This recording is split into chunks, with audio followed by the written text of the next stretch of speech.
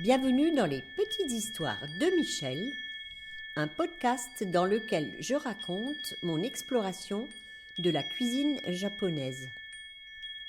Cet art ultime de bien manger que j'ai à cœur de transmettre aujourd'hui est la synthèse entre mes pratiques d'artiste, de jardinière et de cuisinière. Il s'adresse aux amoureux du Japon, aux gourmets de tous bords et aux cuisiniers soucieux de préparer une cuisine saine, savoureuse et créative, qui nourrit aussi bien le corps que l'esprit. Vous y trouverez des récits de voyage et des témoignages d'expériences qui ont fait sens dans mon parcours. J'y délivre également, au-delà des recettes, les principes qui sous-tendent la cuisine japonaise. Nous ferons des visites dans le jardin, source d'émerveillement et d'abondance, et nous prêterons l'oreille à des personnes qui ont contribué à enrichir mon parcours dans l'oasis nippone que je me suis créée. Belle écoute à vous!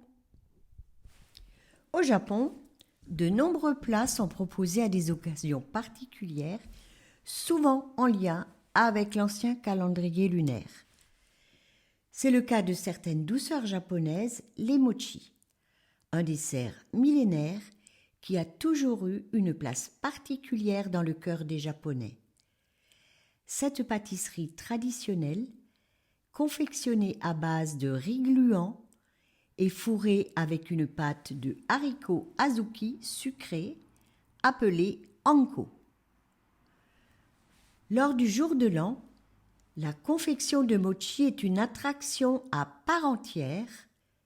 J'ai pu assister à maintes reprises au spectacle de deux hommes qui pilonnent le riz gluant dans de grands mortiers à l'aide de longs maillets en bois qui sont actionnés avec force et en cadence. Haï, haï, haï, haï, haï, haï! Quand le riz commence à coller au maillet, un troisième acteur intervient. Il trempe sa main dans de l'eau et ramène rapidement la pâte de riz vers le centre, alors que les coups de maillet continuent à pleuvoir avec les cris qui scandent le rythme. Haï, haï, haï, haï, haï, haï! Il faut aller vite, le riz doit être battu, encore chaud. Le mochi qui se déguste à l'équinoxe d'automne s'appelle ohagi. Il est le pendant du mochi de printemps, le botamochi. En fait, ce sont les mêmes pâtisseries, dont les noms varient en référence à des plantes de saison. Bota pour la pivoine au printemps et hagi pour le lespedeza qui fleurit en automne. Botamochi et ohagi sont en quelque sorte des mochis inversés. C'est le riz qui se trouve au cœur, tandis que l'enveloppe est constituée d'anko, la crème d'azuki sucrée. Ces boulettes sont souvent roulées dans du kinako, une farine de soja torréfiée, ou dans des graines de sésame noir broyées. Dans mon oasis nippone, j'ai planté des pivoines arbustives et un lespedeza pour célébrer le passage des équinoxes que j'accompagne en cuisine par les mochis qui leur sont dédiés. Mon lespedeza, un arbrisseau aux branches très souples, fleurit maintenant en automne.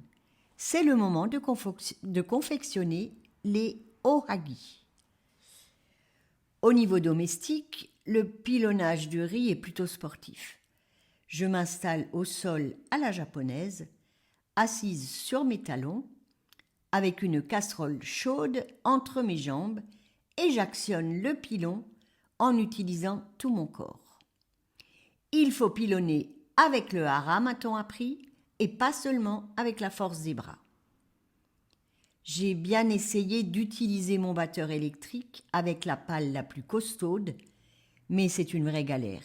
Dès que le riz se met à coller, il faut plusieurs fois libérer la pale et pendant ce temps, le riz refroidit. Le résultat final est loin d'être au top. Au Japon, dans la petite maison de Kyoto, j'ai découvert qu'il existait une machine spécifique pour la fabrication des mochis. Kazuo-san, mon hôte, m'explique que, de la même manière que nous avons des machines à pain en Europe, il existe des machines à fabriquer les mochis au Japon. Dans un premier temps, la machine cuit à la vapeur le riz trempé la veille. Dès que le riz est cuit, il faut changer de programme et la pale qui se trouve dans le fond du bol de cuisson va s'actionner pour battre le riz. Un jour où je n'étais pas sortie de la maison, Kazuo-san me demande si je veux bien surveiller la machine en m'expliquant quel bouton actionner dès que la cuisson du riz est terminée. La suite devant se faire aussitôt. Il pose l'engin à côté de moi, par terre, et me laisse pour vaquer à autre chose d'urgent. Je continue tranquillement à travailler sur mon document en cours, quand d'un seul coup, la machine se met à beugler. Beuh, beuh, beuh. Effrayé par ce son barbare, je me précipite pour appuyer sur la commande pour la suite. Et là, j'ai compris pourquoi la machine était par terre, parce qu'elle a commencé à se déplacer sous la violence du battage jusqu'à tirer sur le cordon électrique. Même le couvercle a été éjecté à l'autre bout de la pièce. Bien sûr, une fois la pâte battue, j'ai été invitée à déguster les mochis dont j'avais accompagné la fabrication. De retour en France, l'idée d'acheter ce genre de machine me titille. La fabrication des mochis est longue. Si je veux en proposer à mes hôtes, je dois les confectionner le jour même pour qu'ils restent moelleux, alors que la préparation de l'ensemble des mets d'un repas kaiseki implique un gros investissement en temps. Oui, ça justifierait bien l'achat d'une machine qui ferait une partie du travail à ma place pendant que je peux me consacrer aux autres plats du menu. Je finis par franchir le pas pour la commander, me référant aux souvenirs de celle dont j'ai testé le fonctionnement à Kyoto pour le choix du modèle. Quand elle arrive, assez rapidement d'ailleurs, je déballe fiévreusement mon colis accompagné des habituels documents, évidemment tous en japonais. Trop pressée de la tester, je veux la brancher et là, premier constat, elle est bien évidemment équipée d'une prise japonaise. Qu'à cela ne tienne, j'ai l'adaptateur nécessaire. Je le cherche parmi mes articles de voyage. Après quelques minutes pour le mettre en place, je suis prête à brancher la fiche dans la prise quand, oups, je réalise que le voltage n'est pas le même qu'au Japon. J'aurais grillé ma machine à peine arrivée. Conclusion, il faut que je m'équipe d'un transformateur pour pouvoir l'utiliser ici en France. Nouvelle commande, nouvelle attente, mise à profit pour décrypter les instructions en japonais. Difficile de demander à mes amis japonais de traduire, c'est un gros travail. Je me débrouille comme je peux à partir d'une traduction très fantaisiste effectuée à l'aide d'un logiciel. Avec mes modestes connaissances du japonais et mes souvenirs de l'utilisation de la machine, je m'en sors à peu près. Le premier test a lieu pour les mochis emblématiques de Nouvel An. Il faut tremper le riz gluant dès la veille et s'organiser pour être prête à façonner les boules de riz cuits et battues quand la préparation est encore chaude. Je n'étais pas totalement satisfaite du résultat de cette première expérience. Je trouvais que la préparation était encore trop grossière. Probablement que la cuisson manquait d'eau. Je ferai mieux la prochaine fois. Nous avons mangé ces premiers mochis à Noël, servis dans un abe, genre de pot-au-feu à la japonaise.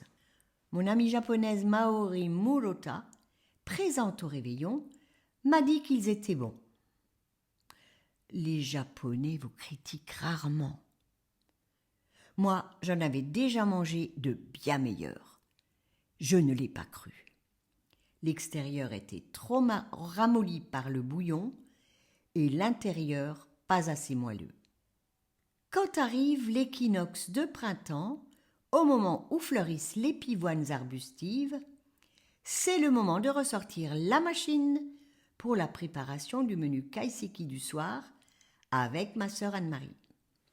Une longue élaboration de multiples petits plats qui vont se succéder dans un ordre savamment orchestré. J'avais mis le riz à tremper la veille, j'ai rajouté l'eau nécessaire pour la cuisson, et au moment de brancher la machine, je peste parce que je ne trouve pas l'adaptateur à proximité. Pourquoi ne l'ai-je pas rangé avec la machine ? Enfin, je perds un peu de temps à le retrouver alors que chaque minute compte.